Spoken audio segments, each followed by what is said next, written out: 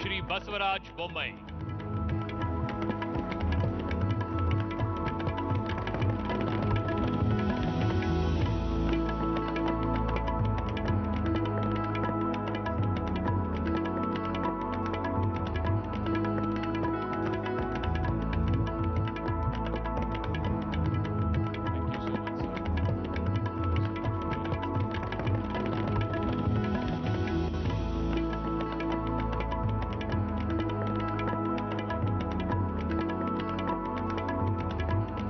Mr. Bommai, thank you very much for joining us here on Chaupal. Welcome back to Delhi. The winter chill is just setting in. You're just coming into the winter chill of Delhi. Yeah. How's the hotness of the job compared to the winter chill of Delhi? You've been Chief Minister now, what, a little more than 4 months? Yeah. Certainly, any chief minister chair is a hot seat. But we get tempered also. So we get used to it. As we go along and as we try to do a lot of good things, those things will overtake all this heat and all this kind of thinking which goes into the hot seat of chief minister. So it is all conditioning.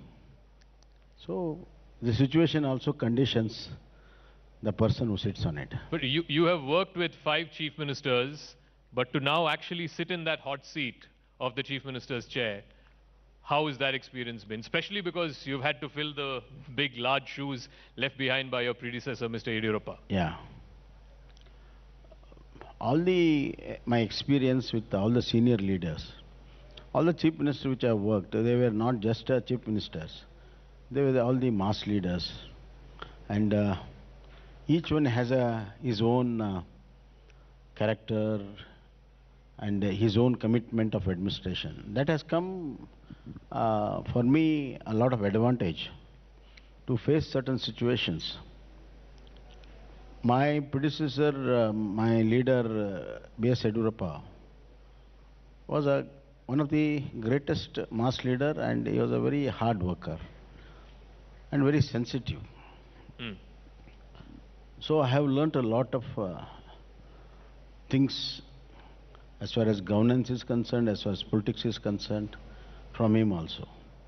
So all this has helped me for a smooth changeover and a smooth transfer. So, sir, talking about hot seat, we've just got word from the Union Health Ministry. You must have also got information that they've just confirmed 2 cases of Omicron variant in India, and both have come from Karnataka. What is the latest information you can share with our viewers here? No, in fact, these 2 cases of people who had traveled from South Africa last week. Okay. We have been testing all the people who come from all these 13 countries. And when we tested, out of that, one strain was a little different. That's why we sent to NCBS in Delhi for a complete genome test. And that test has come today. In fact, I was there with the Union Health Minister about a few hours ago. But now it has come, so we are waiting for all the details, number 1. Number 2, we have to have a different protocol if need be, And we have already discussed with our experts, supposing if it comes, what should be done and all those things. So we are prepared. And as far as this strain is concerned, a lot of experts have said that this is a strain where it will not have a serious effect. Yes. Especially the hospitalization and ICU, but it spreads fast. So we have to concentrate in our tracking, tracing, testing, as well as social behaviors, and we have to restrict all people getting together in a large number. Have to be a little more careful. So that's a challenge.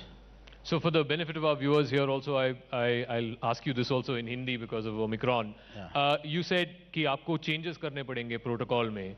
तो क्या changes आप सोच रहे हैं? Because at the same time आपको ये भी balance करना पड़ेगा कि lives, livelihoods, अभी मतलब civil aviation minister यहाँ थे, वो कह रहे थे कि you can't just randomly stop international travel ban नहीं लगा सकते हैं.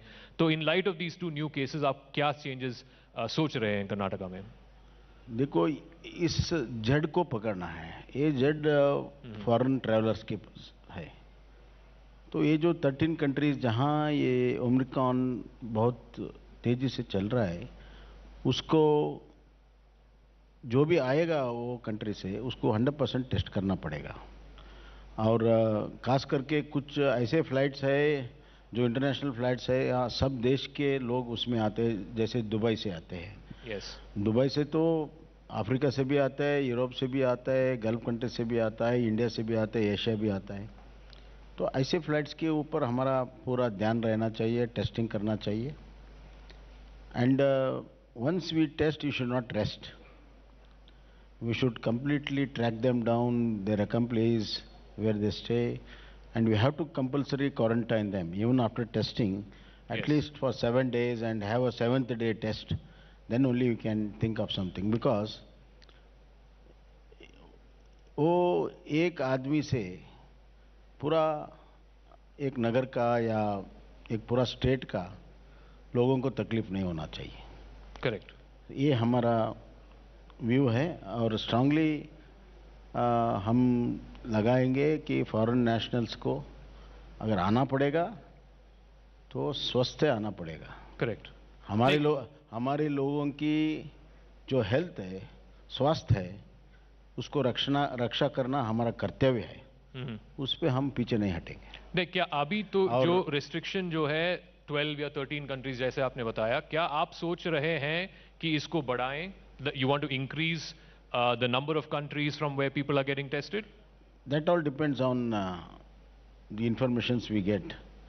If it increases the number of countries, then we have to see. We have to learn a lessons. All our previous lessons are the major COVID has started from outside.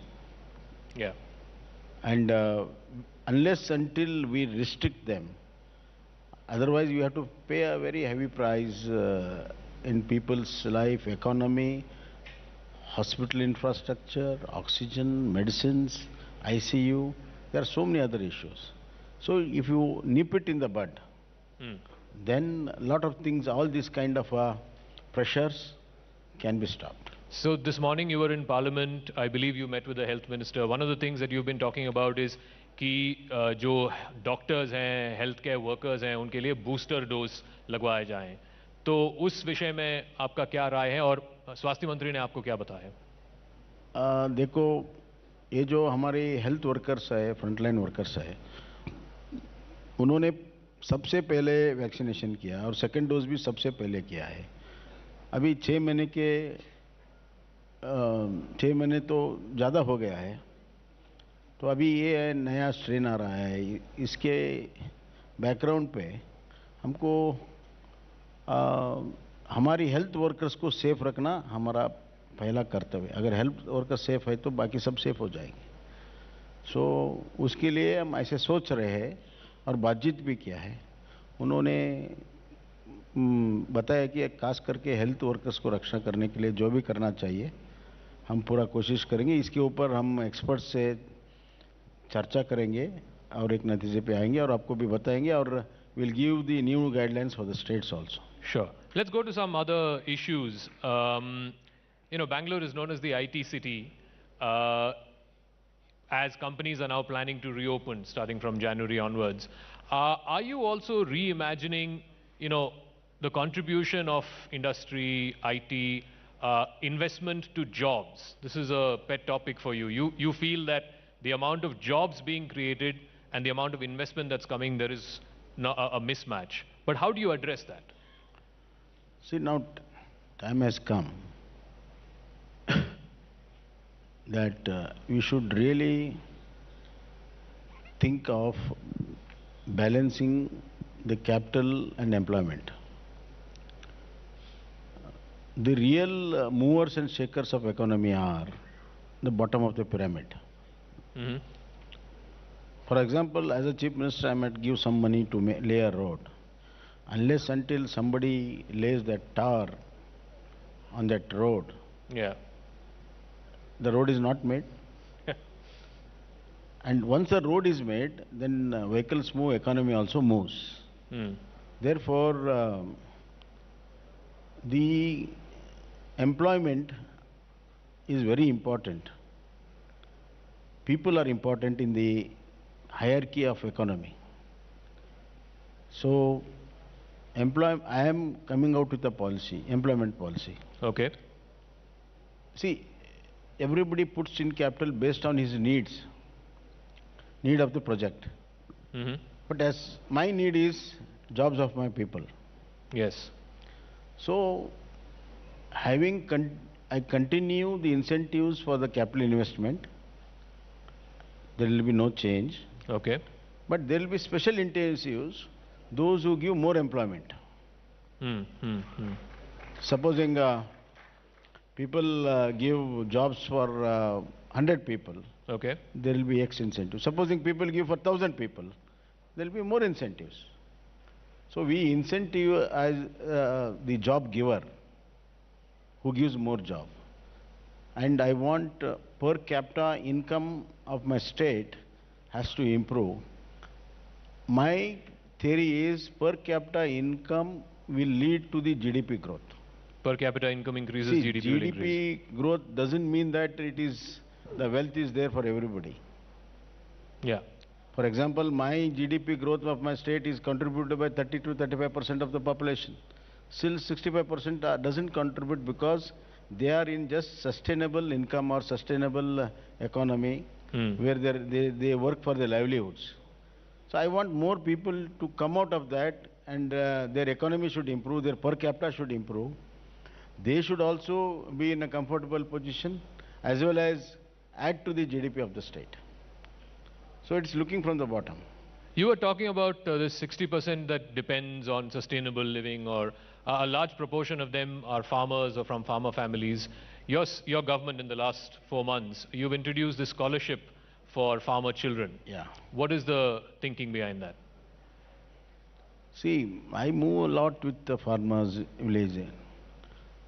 Whenever I go to my villages, supposing there are 100 houses, most of them are tile-roofed huts.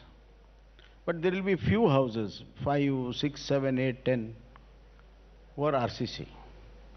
So I got interested. I asked a lot of people that why these people are putting RCC, why others are tile-roofed. The answer came that those who are in RCC, some member of that family is working elsewhere other than the farm.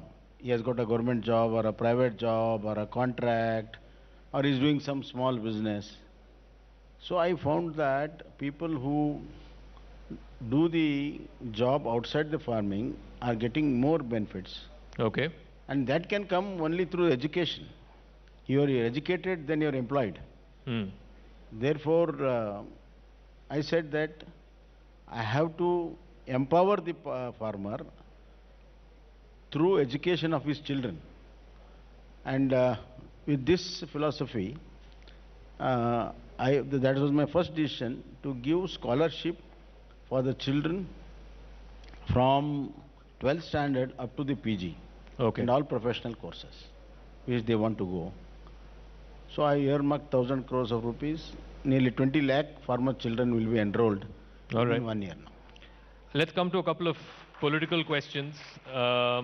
Recently, there was a lot of chatter around the by-elections. One seat, you won very, very comfortably. The other seat in your home district, you lost. What are the lessons you've learned from that?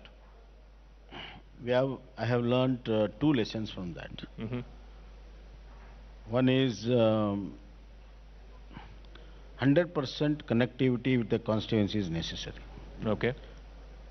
The constituency which we lost by very low margin, it was held by a very senior leader who was MLA for 6 times, and he was unwell for last 2 years. and there was no connectivity with the people and the party or anybody else. So that is one thing. And I don't want to take away the credit of the candidate, my opposite candidate. Hmm. He was very well connected. He did the hard work, especially COVID times and all. So we lost in the connectivity. Okay. So the lesson what I have learnt is be connected with the people. Sir, one final word. You are, of course, the son of the legendary Chief Minister, Mr. S.R. Bommai. You are now in that same seat. Will he be happy with Basavaraj's performance over the last 4 months? He was always a people's man. If people of Karnataka are happy, then he'll be happy.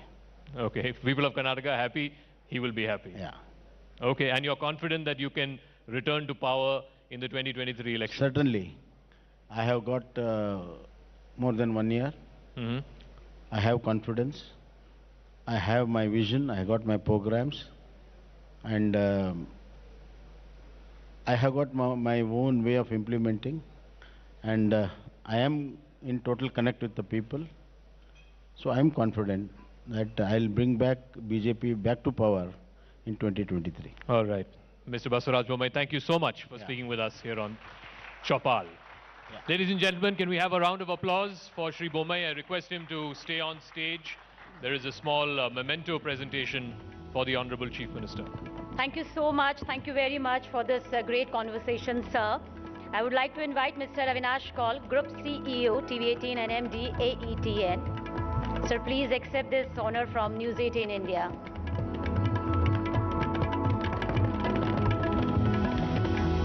Once again, many thanks to all of you.